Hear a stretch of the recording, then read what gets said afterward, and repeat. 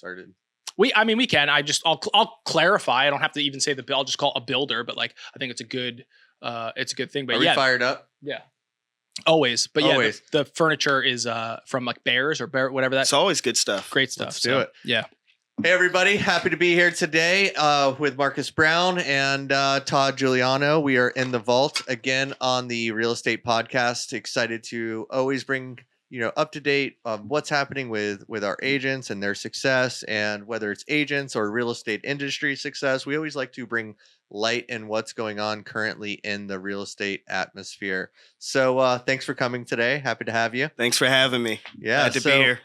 So I always like to start with like an easy introduction. Like, tell us a little bit about yourself and where you're from, how you got into the business. And so my name's Markus. For those who don't know, Markus Brown. I've been with DJ Lindsey Real Estate for, I'd say, 3 years now. First brokerage I've ever been to. I love it here. It's really done well by me and my family. The things we've been able to do, the things we've been able to accomplish, kind of just keep setting that bar higher and higher. I come from a industry of property management, so kind of transitioned well into real estate. Short term, long term? Short term. All of it? Okay. Yeah, long term, short term. I kind of did it all. Okay. So it kind of really prepared me for this next level and being in real estate now. So where were you born? I was born in Hampton, Virginia. Okay. Spent most of my adolescent years in Las Vegas, Nevada. My father was prior military. So, being able to adapt. So you grew up in Las Vegas? Grew up in Las Vegas. What's it like growing up in the old, in desert. Sin City? Yeah. Hot. It was hot. Yeah. Well, Talking 2 days in 110 degree weather. Right. But it was really a lot of fun. A lot of the perception of Vegas is, you party hard, but, right. You kind of really think I can count on one or two hands, the amount of times I actually went to the Strip. Right. And I hear that, you see a lot of people moving from California, and because of the affordability in Las Vegas, a lot of families are actually relocating there. Even currently, it's been one of the highest population growth in the States. Oh, yeah. Because of that reason. And, I hear off strip, you get some of the best culinary in in the United States. So fucking $3.99 steak and eggs out there. Yeah, and it's good, right? You get the accessibility. I think of a lot. What attracts people there: accessibility to California, to Mexico, to New York, Dallas, etc. So it's just centrally located. With Harry Reid being there, you get access to so many different. So, question: access. Hot desert or hot humid Florida? I'd say hot desert. Really? Yeah. Different kind of heat. All right. Yeah. All right. I don't think I ever sweated until I came to Florida. Dang. Yeah. There was no sweat anywhere. It's just kind of that dry heat. Now, you've never sold in Las Vegas, but would you pick that market or our market? Because I know you've sold a ton in our market. So I don't know if you... For me, it'd be the Florida market. Yeah. There's just so much more. I think people who sell real estate in Northeast Florida are very smart. In comparison to, a lot of other parts of Florida, our prices are the best. Mm-hmm. Our location is the best. The weather we get is a whole lot better. You look at the news and, all these hurricanes that are coming, they just always seem to just miss us. Yeah. So in terms of location, Florida for me is better because it's, where people. A lot of people don't understand. And when they start doing the research to relocate here, we get a spring, we get a fall. Yep. Summer is hot, but we get that easterly sea breeze oftentimes, which makes it, palatable. Exactly. And winter, aside from January, February, there's been times where I have had to put on like a thick, winter coat, but for the most part, it's a pretty mild winter. But it's pretty special here. I agree with you. I've always talked about the when you talk about accessibility, the I-95, I-10 corridor, and now with the Jacksonville airport adding that third section we're going to be getting a lot more flights in and out. So yeah, they are definitely beefing up our infrastructure. Yeah, which is cool. COVID market brought a ton of new heads down here, but it also propelled us to innovate, I guess, and just build more. I love it. Yeah, and it's like you being in Florida. You can go 5 different places in Florida and still have a vacation, right? Everyone else in the United States has to take a trip to Orlando and take a trip to Tampa and take a trip to Miami so we can get away for us, Right. So it's like I don't think we've been out of the state yet, since I've been married. Any recent vacations or any that you've been on? Well, I'd say about a year. So I got married. It'll be a year for me coming up October 7th. So that's crazy. Congratulations. We took a really big trip to Europe last year. Where'd you go? We went to Toulon, France. We went to Ibiza. We went to Barcelona. We did a stop in Italy. I mean, we did a whole tour. The whole Iberian Peninsula. I mean, it was insane. Right? It was insane. We were gone for about 2 weeks. It was the best trip of my life. That's amazing. I mean, it was beautiful, to build off those memories and look forward to other things. It's going to be kind of hard to match that for the next coming years. Right. How, so out of each particular place that you went, I'm sure they all had their, own highlights, but if you had to pick one that you absolutely loved the most. I'd say France. Okay. France is a beautiful place. I mean, it's it's a melting pot, so I didn't expect that. I didn't expect to see a lot fondue, of different... so yeah. Fondue. But it was very beautiful. You got the ocean, you got the food, you got the culture. Everyone was really, really nice. Ibiza was cool, Yeah. Old party days, old Markus would have really loved it. New Markus was like, it's 5 a.m. It's time to go home. Yeah. It's funny, we always bring up France and we always have an incredible time. I try to go to, I love St. Bart's, which was, very close to us here in the Caribbean. And I was like, I think they get a bad rap. Everyone's like, I'm like, everyone's so nice everywhere I go. So nice. Helpful and so nice. It's Italy and I think, sure, there's people that are mean everywhere, but for the most part, I've always heard that cliche, of them being not so pleasant folks. Right. Oh, they were beautiful people. I mean, some of the people we encountered there were inviting us over for dinner next time. I'm like, next time I'm in France, I'll come to your house, So it was a beautiful thing to see. And they're just as intrigued as we are as Americans. They want to know the things that they see on TV. Are they real? And it was really great to be able to answer some of those questions. Sure, they really watch and they're like, gosh, is that real? What goes on over there? Yeah. We're good. We're good. Yeah. So you had Vegas and then what brought you to Jacksonville? So my career. So prior to real estate, being in the property management area, I was over the entire southern region. So from Virginia over to Mississippi. Wow.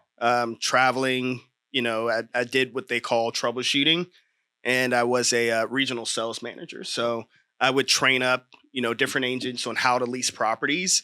And then my company would also send me out to these different areas if they were having issues, either selling or, staffing issues. So I would be gone, let's say, to Alabama for 6 months, either restaffing or training the staff on how to lease properties. A lot of responsibility. Huge. How many people at a particular time reported directly to you? I'd say at the peak, I probably had about 150 people under me. That's incredible. But at each property, you've got maintenance, you've got the leasing staff, you've got the other managers, that you're also, so times that by like 20 properties, they're all like, hey, what should I do in this situation? Hey, I've got a tenant, yelling at me for this. How should I handle it? Yeah. So it was a lot of that, which I Property loved. Management is nonstop problems. Nonstop. I mean, if there's a leak at 9:00, guess what? Someone's got to take care of it. It's tough. But I love that. I've always been the kind of person who loves helping people in, kind of situations like that. I think the turning point for me was when I met my now wife, and I was still traveling like I was, and I'd be in, let's say, Atlanta for 3 months. And she's like, man, you've been gone for 3 months. Sure. I need you home. Yeah. So I knew at that point it was time to kind of make a change into something different. And so then real estate sales, like you were just like, this is the next progression. Next progression. Okay. More long term. Okay. I think the property management side of it was great. I made great money, but I think I had kind of peaked out to as high as I was going to get. There was, the next thing is buying a property. Yeah. So it was like, okay, well, I think what kind of sparked it for me, we were selling one of our properties, and there was a commercial real estate agent that came with one of the guys who was interested in purchasing the property. Mm-hmm. And, I was there to kind of show him around, how many units were there, and I mean, we're talking like a $27 million price tag, and the agent was there. He was giving them all these informations like, hey, the roofs are this old, just kind of guiding, the guy who was interested in purchasing, and it kind of caught my attention. I was like, man, that's fun, really interesting in what he's doing. I got the guy's card, got some information from him. I've always been a very inquisitive guy, so I ask a lot of questions. And, I think I really took a liking to real estate from there. And I went and got my license. It's funny. The common theme, if we've noticed, Todd, over the last few podcasts we've done, is with our successful agents, the main thing that comes up over and over and over again is what you said, is you love helping people. Yeah. And that, to me, and if you look at a lot of the success, so if you're an agent out there or thinking about becoming an agent, like having that as your core, I think probably is what separates a lot of agents from being successful and not. 100%. Because, in my time and as being a leader and a team leader, broker, you can kind of tell who's in it for the right reasons. And I think it just follows and it's just natural path of success. Yeah. When that is your core. So I love hearing that. And Thank you. It's been so synonymous of the success. Yeah, big time. I mean, knowing you for 3 years, like I definitely know you kind of have, for lack of a better term, is like a servant's heart. Yeah. But yeah, we do see a lot of that. It's like very pattern that the successful agents, like that's their main priority, is like helping people. You got to love people. Yeah. And some people, it might be people who are queasy and don't like blood, right? Yeah. So they're not nurses, they're not doctors, right? They go into real estate. Yeah. So it's again, it's just like, I don't know, it's uncanny basically at this point, that I feel like people can see that, that's kind of one of the first things I try to get across when I meet a new client. Like, hey, whether you buy this house or not, I just want to do a good job by you, and kind of release that salesy pressure of like, hey, you like the house, let's make an offer. I'm like, hey, God, like let's get to know each other first, right. So that they can feel that I truly just want to do a good job by them, whether they buy a house or not. That can lead to other businesses. If they never buy a house, I've had clients who never bought that sent me clientele, just because of how I encountered with them, so the end goal is always to, help that person first, versus trying to sell them a house. Now, if it leads to a house, great. That's why we're in the business. Right. But I think if you flip the idea of trying to sell them a house versus trying to build a relationship, that's what I've always tried to do. That's amazing. Well, and because I want you to speak a little bit further to that, is because a lot of people, there's a very big difference between what you're talking about reeking of desperation. I just want to help you. I just want to help you. I just want to help you. Versus like you said, well, let's get to know each other first, right? Like how do you not come off as desperate? Because obviously you don't. You're very successful. Great question, yeah. How do you kind of like, what's your approach to that? To where you're not like, please buy with me, right? Like, right. I think it kind of depends on who you're meeting too. Yeah, I think the more I do this, and I'm still kind of new, I feel. So I think I kind of get better with every person I meet. But I think knowing the person that you're meeting and what they need, are they, a dominant personality? Are they someone who kind of needs their hand held a little bit more? Are they someone who knows what they want? They just need a little bit guidance on location. I think kind of figuring that out in the first few minutes of meeting them really kind of dictates on how the conversation goes. So if I'm meeting someone who, they've been eyeing a house, but they're interested in like 12 others, I'm like, great. What I start asking questions about them versus like questions telling them what exactly. Okay, so why are you looking for a house?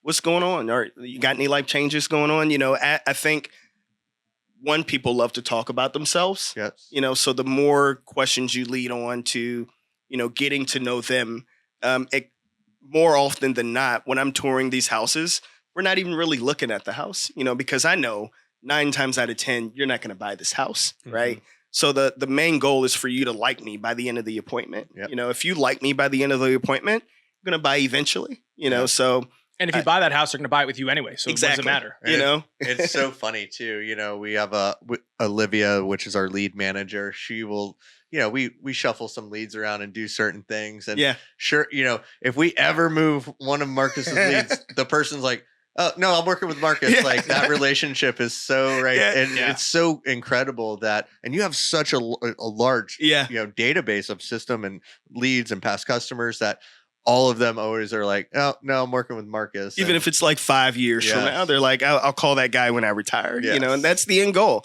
You know, the end goal is not to, you know, build this monstrous, you know, pipeline. You know, the end goal is just to make a connection with people. And I think I try to do the best job I can at, you know, making people feel special. Right. And that, you know, what their asset is, whether they're looking to buy or sell, that, you know, it's in good hands. So kind of speaking about that success. So last year, 2023, we can say it was, you know, a pretty tough market. We were at some of the highest interest rates we've seen in over a decade, and just some challenging inventory problems. And last year you closed 35 homes, which I think that's correct, right? 35? Yeah, 30, between 35, 36, somewhere around there. I think it was 35. I pulled it up before I popped in here, which is incredible. $315,000 in GCI.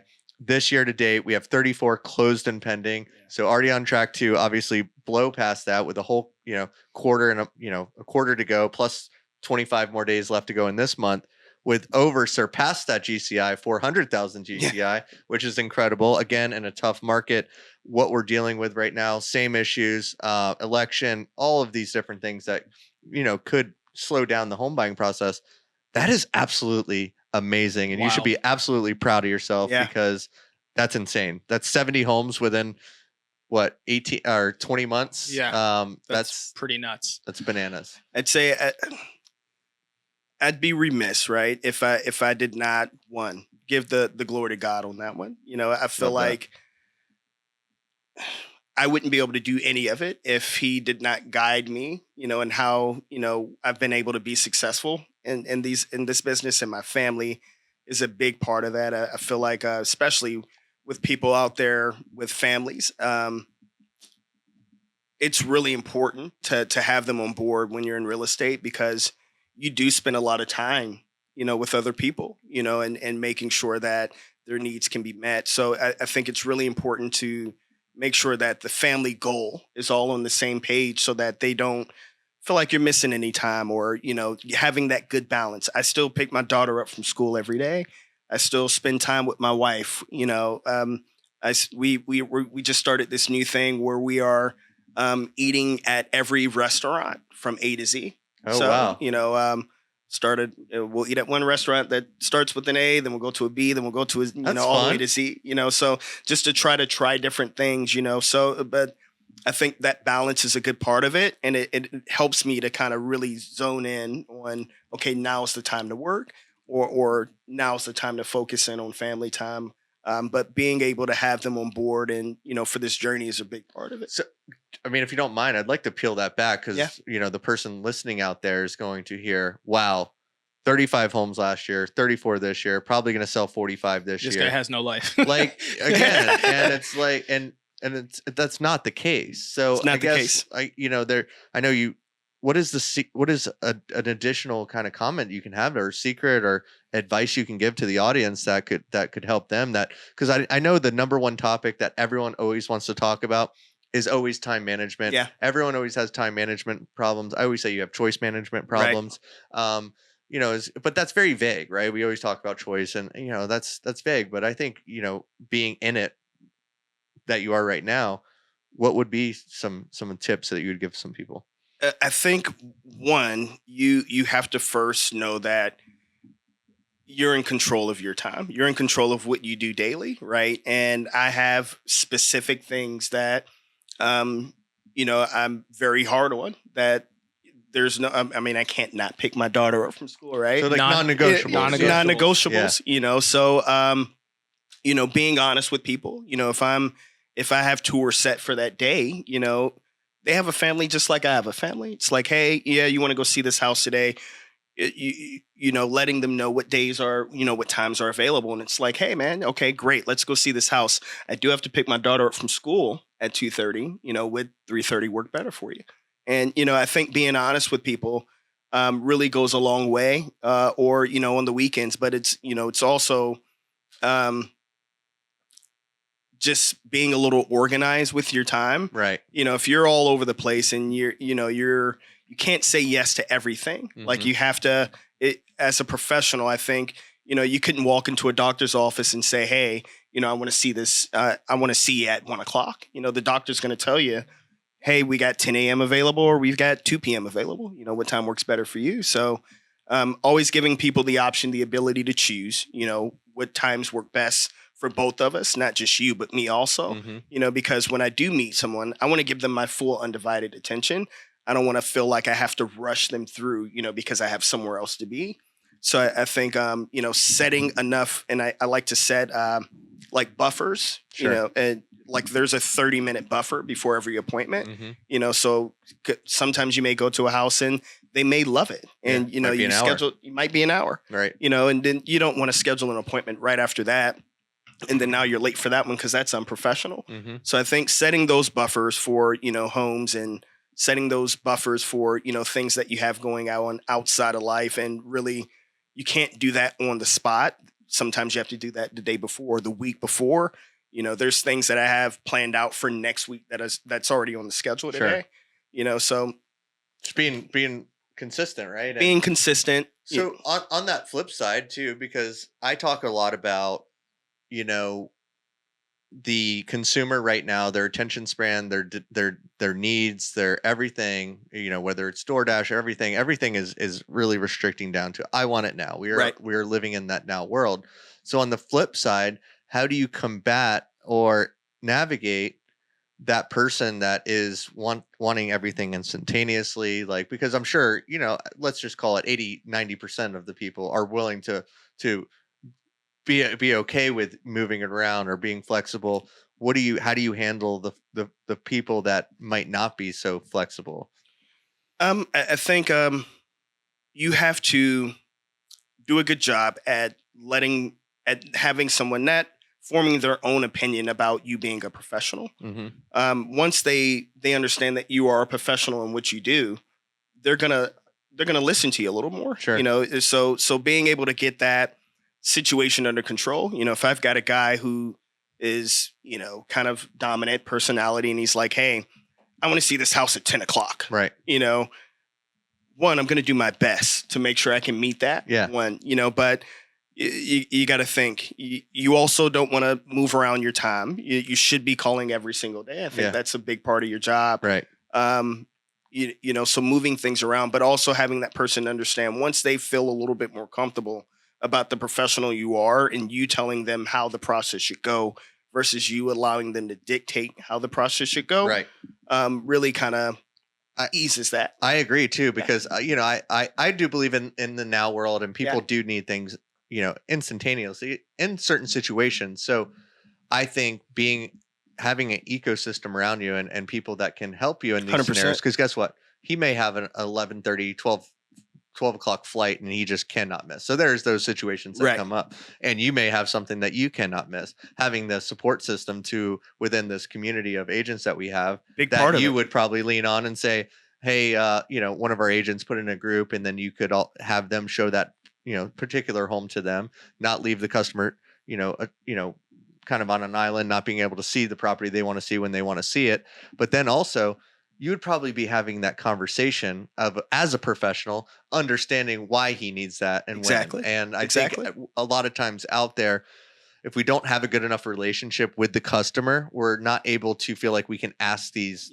questions that may, feel a little guarded, but you're asking them about their time, you're asking them what they're doing, but in the grand scheme of things, like you said, it's human to human interaction. Anybody that's really working with you to buy or sell should be, open to having that communication. If they don't have that communication, I can assure you they're probably not going to be an easy person to work with anyways. But yeah, so. And those situations do come up, there have been instances where it just doesn't work for either one of our schedules. And I think being able to have the system we have where I can call on, other agents that do a really great job at doing what we call, shadow tours, where they can show on your behalf, and being able to kind of connect them and, giving, I think you should never have someone show a house for you. And that buyer or seller not have any information about the home first. 100%. You should really make sure that you do a really great job explaining everything around that property, all the history the property has. So when they do show up, they know what they need to know, to be able to make an informed decision. And I have sold houses that way, where, someone showed it for me and, they've written an offer on it, but I think you do yourself a disservice if you let them go blindly and you're like, yeah, go ahead and see the house, let me know what you think. So I think being really consistent at providing a professional level of service really makes you able to have more hands, and reach more people and have a large widthband of what you can do throughout the day. Love it. Yeah. Do you ever, when you're talking to somebody brand new, you're still learning about each other, find that you're like, I don't think I'll probably jive with this person well, but I think they get along with this person, and then you pass that off to somebody, obviously, in-house, and somebody, that we work with on the team. 100%. Yeah. 100%. Do you do that for them, for you, or for both of you guys? For both of us, because at the end of the day, whether I sell them a house or not, I just want their needs to be taken care of. And if there is someone in the office that I think might work better for that person, I don't want to be the holdup in you not getting ultimately what you want. So if I know that, there's a situation, whether it be timing or whether it be, a conflict in personality, or whether, let's say they used to play football and, we've got football players in the office and I know they'll get along better. You want to make sure that if you can't service and don't get in the way of being able to do a good job by that person. Yeah. Which goes back to the reason and the foundation of this company. Yeah. And we talk about leads, opportunities, and all of these things that have always been, kind of, seen and this industry of what we do. But my goal when we founded this company was to create this opportunity of abundance, and that abundance would lead to a non-desperation factor. And the non-desperation factor would give every agent the opportunity to really lead with that servant's heart, to be able to help people and know that there might be a better fit, but also know if I pass that off to one of our, team members, that they're going to be handled really well. And that's what's best for the customer. Exactly. So just makes me glow inside that, we have that, and it happens so often. And because, there's going to be more opportunities, Absolutely. That's going to get reciprocated through the organization, leadership sees that, I see that. And we love to reward based on that, because at the end of the day, like you said, we are here to help people. We are here to help the consumer. We are here to help agents. So. And our consumers, a lot of other places might not understand this, but our consumers know who you are, right? We post about you. We're celebrating you constantly. So somebody's experience who I initially talked to Markus on the phone, and then, he moved me over to, somebody like, Olivia, and Olivia did such a great job, blah, blah, blah. And then my transaction coordinator, that is an end-to-end perfect experience that started with you knowing, recognize, understanding this person's going to work great with Olivia, and plus they have to see homes between 1 and 3 o'clock because they work at 4 o'clock. And I know I'm picking my daughter up every day at school at 2:30, not going to work. So I'm either going to constantly inconvenience them by trying to, or it's just going to be this never ending weird battle of tug of war. Let me just set them up for success and give them to somebody who is going to be able to meet everything. Or even location based, right? Sure. It's huge. I don't know anything about Palm Coast. So if someone calls me and they're like, hey man, I heard, I looked you up on Zillow, you do a great job. I'm not going to disservice that person by, trying to get down there and, learn everything on the whim, when we've got a great support staff here in St. Augustine of agents who know and live in Palm Coast, that I know would be able to assist them better, you know? So I think it really helps a lot as well to know that our brand extends so far, to where I don't have to know all of Florida. I just sent another in-office person down in South Florida, a lead that's working down in Key West. That's amazing. So, I'm in Jacksonville. I know Jacksonville. I know Fernandina Beach. I know these areas. I know St. Johns County. I want to make sure that I know these areas very well, so that I can service these areas very well. St. Augustine, Palm Coast, Tampa, all these other areas. Mm-hmm. I don't want to do a disservice by that person by just trying to sell them a house when I know there's agents in our office that know those areas better. That's great. So again, we talked about your success, what, makes you a great agent. So let's flip that over now. What do you think two-part question. What did you struggle with at first when you joined, real estate in this company the most? And where do you struggle with now? And what are you working towards, and what do you find as a guide for learning and all of that? What tools? It's a good question. So when I first started, I believe the thing that I struggled with most was trying to relate to people in a way that I used to do in my previous career, and just trying to transition what I had already known into this business. Now they're like cousins, right? Property management and real estate. But it is short-term and long-term, right? I'm dealing with someone on a 12-month lease versus someone who's on a 30-year house, so you can't deal with those people the same. So I think that was hard to adapt to, because it's, in property management, it's just so quick and turnover, but in real estate, people are investing, they're probably their most important asset, so you have to handle it with a little bit more care, and make sure that you're not moving too quickly for them, or, allowing them to think through the process. I'm just your guide. Yeah, at the end of the day, you're the guy who has to pay this mortgage or lady. So in turn, you want to be a really good real estate agent. Exactly. You have a servant's heart. Yeah. You listen, and you please do not make this about the transaction. I think the transactional agents out there, they are the ones right now that are struggling to provide value. They are struggling to retain customers. They are losing customers left and right, because there was a time in the last 3 years where it could seem as a very transactional business. Things are moving so fast. Everything's happening. Buying houses sight unseen, and just working with the first person that opens a door for them. Yeah. And now, fast forward to today, we're in an era of we have to be really, really good at what we do. Which Absolutely. I love it. It's super exciting. Yeah. Gives you that chance to build that relationship. Yes. And there's certain things that I do now that I think kind of help. So I myself, I bring an iPad to every appointment, and on those appointments, there's a buyer's guide, and that buyer's guide kind of gives them a brief description of who I am, who I work for, the value we bring, very short kind of packeted information that they can have with them. If they're anything like me, I look at reviews before I purchase on Amazon, so or the restaurant you're going through from A to Z. Or the restaurant you're going to from A to Z. You're going to look at this stuff first. So, bringing that with you, I think kind of puts people at ease as well.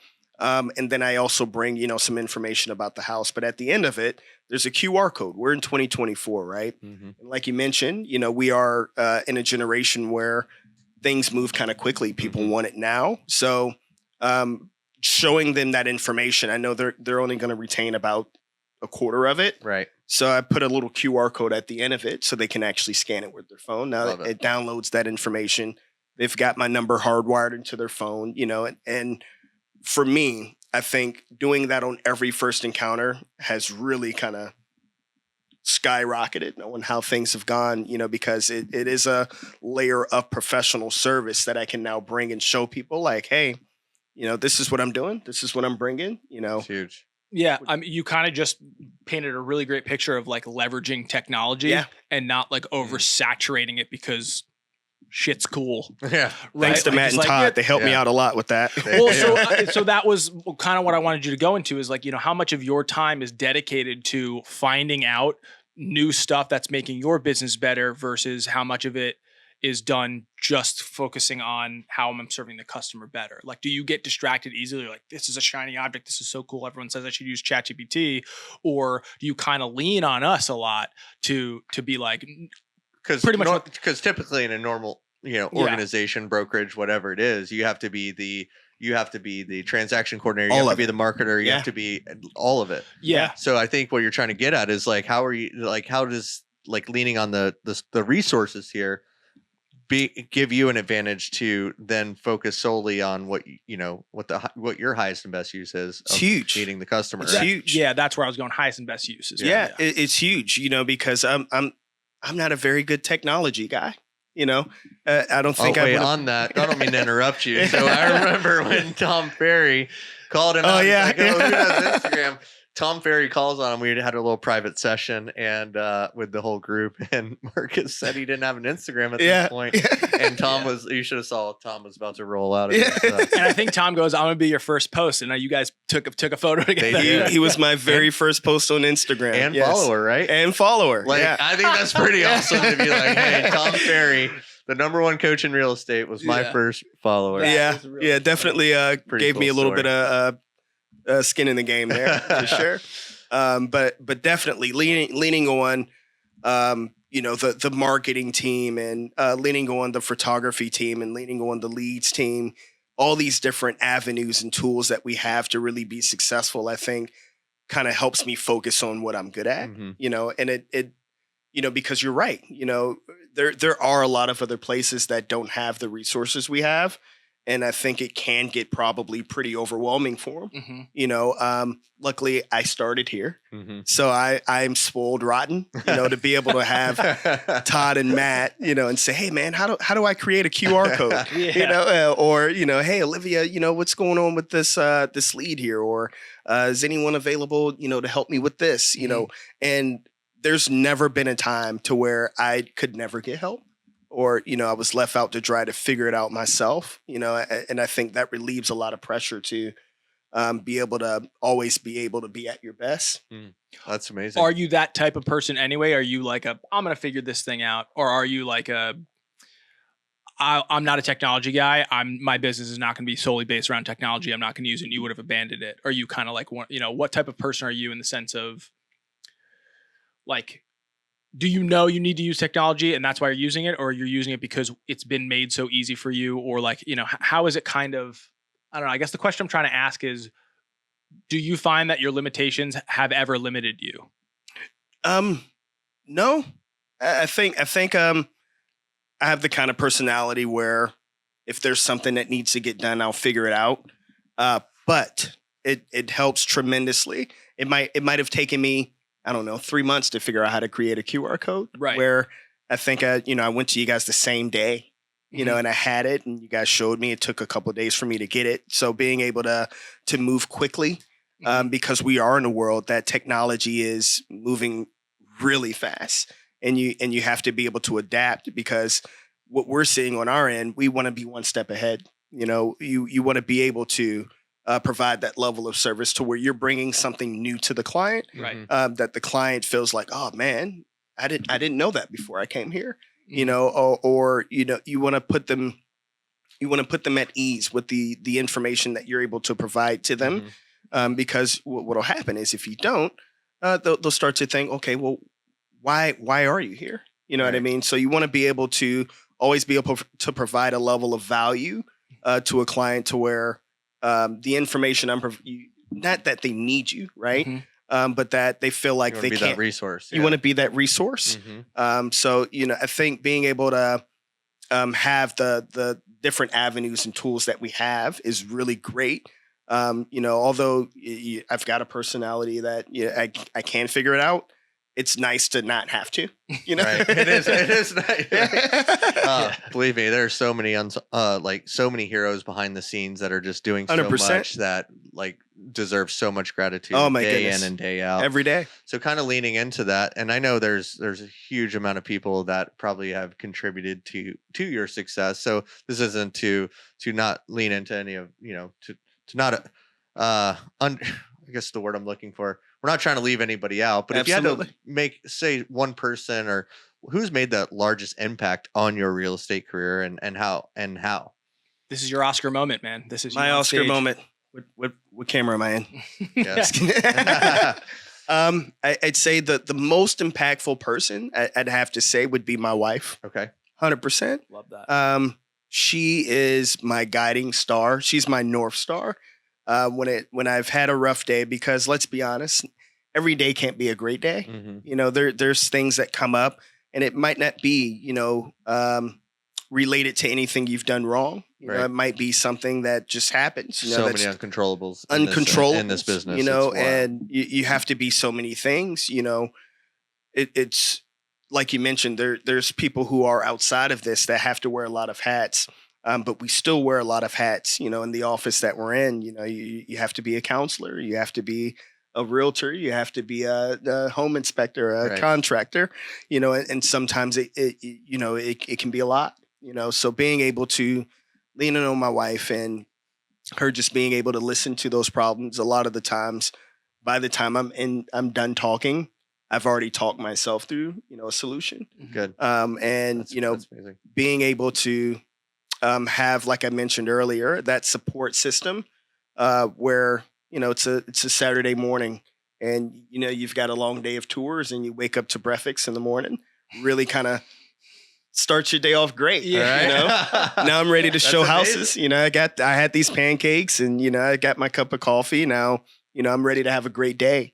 So I honestly can say I wouldn't be able to do what I would do without her. It's amazing. Yeah. It's the most impactful thing is to have that support system.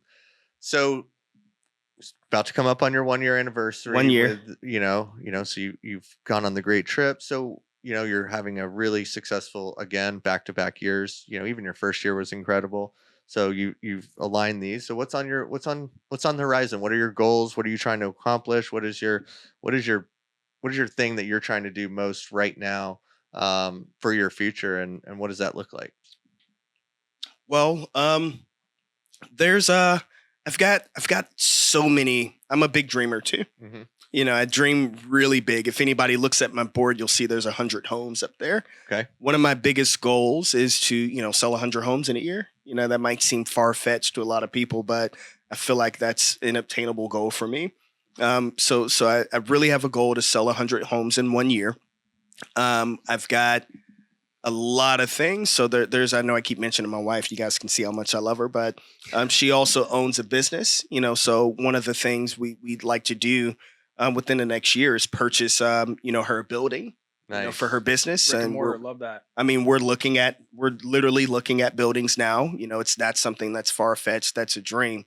It's real time, and I don't think I could have 3 years ago even thought of it. Was just a thought. It was just something that was on our vision board. Sure. So it's something that's real to be able to actually go out and look at these places and check them out. And now that I'm in real estate, I can say, hey, how old's that AC? You know what I mean? I can really kind of dive into, the things that are important about it. We've also got a little one on the way. Whoa. Yeah. Congratulations. So I'll be having a little one pretty soon. And our daughter as well, Claire. So we'll have 2 kids. So really, I think I just want to be a good dad. I want to be able to be the kind of dad that, the kids can be proud of, like I am of mine.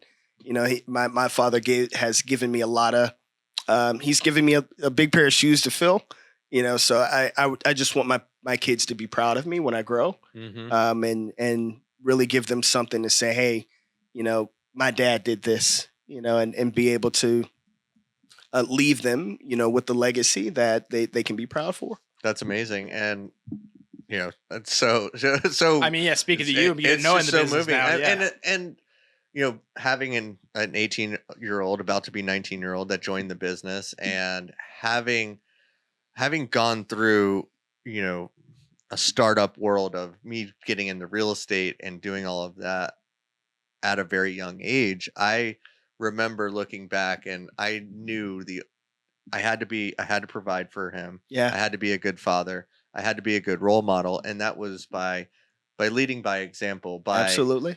like you said, when there is bad days, they see how you react to those days, and they see how hard you work. They see how you make time for your family, how you make time for everybody.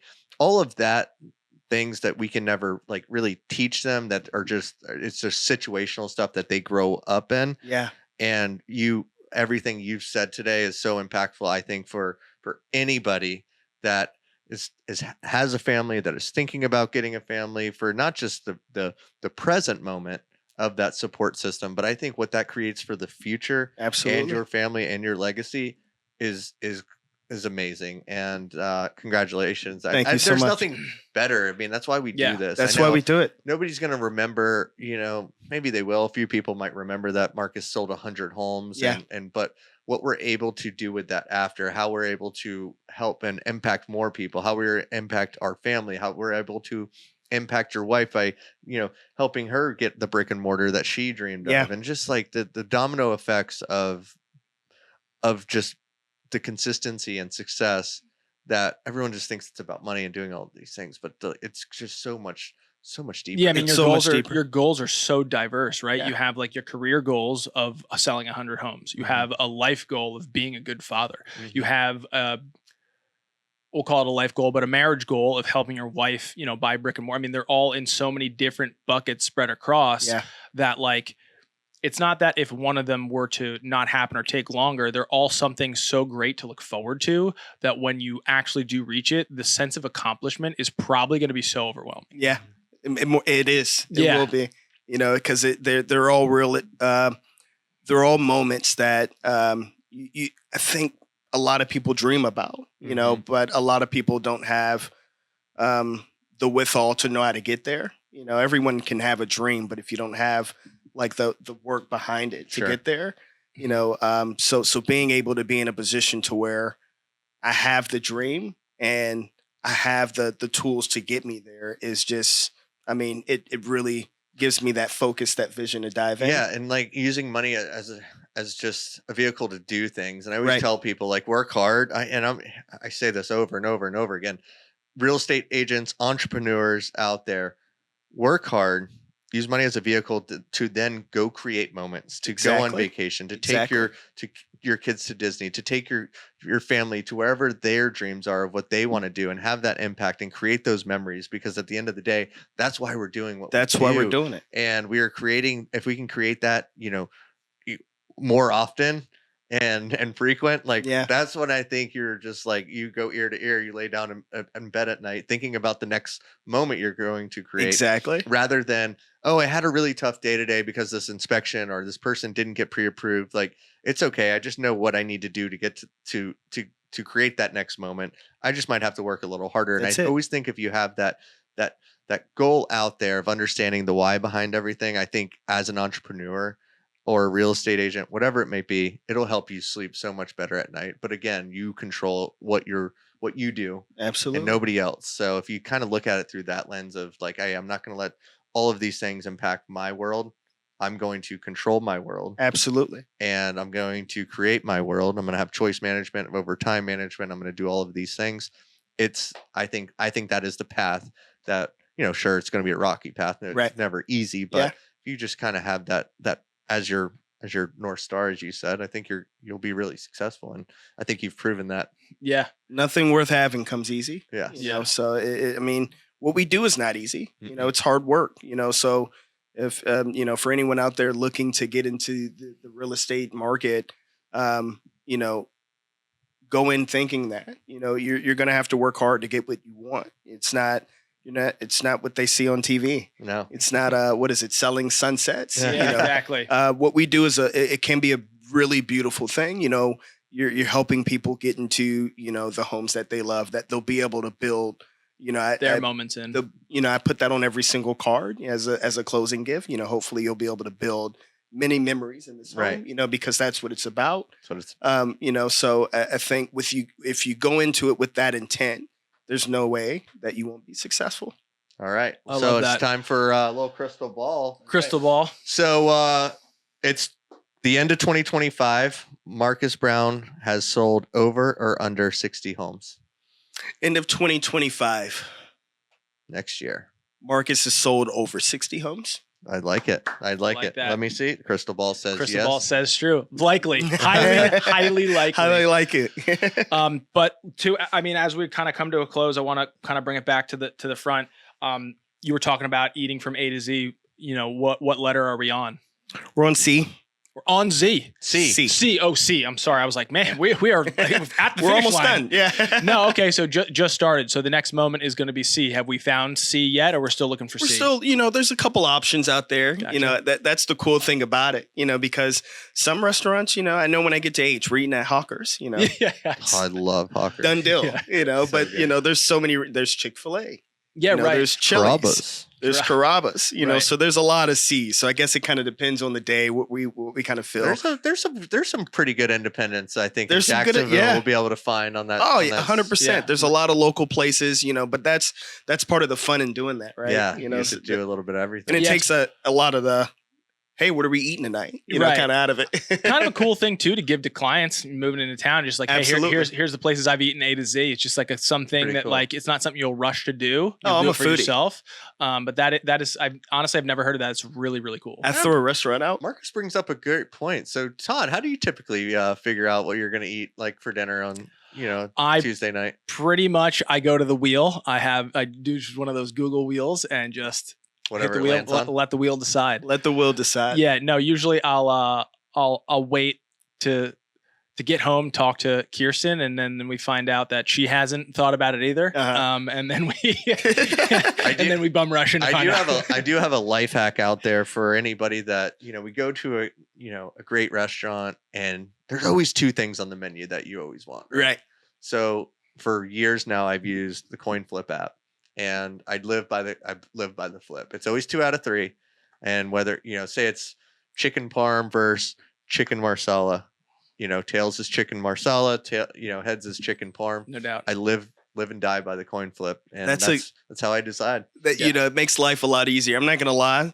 We're so much foodies that sometimes I'll get that third Do you? menu item. Just why not do a little family style? Yeah, Take it home with you. Take it home. Now we've all got leftovers. Yeah. But I just want to say, thank you. We're very lucky to be in business together with you. Thanks for You've having made me. such a great impact on not just everybody that you come in contact with in this company is always such a positive. Whether it's agents, staff, everybody is so excited to always work with you. Your customers, raving reviews nonstop. So thank you for being a part of this family. Absolutely. And I'm really excited to watch your family grow within this family and watch your business just absolutely soar through this. Take I off. can't wait. It's Yeah. a beautiful story. You guys wait and see. I love it. Well, to round us out, this podcast is sponsored by Audible. Audible is a great way for you to listen to books instead of read them because you're on your way to showings and it's really unsafe to read and drive. So you can get our referral link at tryaudible.com/DJ Lindsey or in the description below. Yes. Later. Thank you guys. Thank you. Yes. Thank you.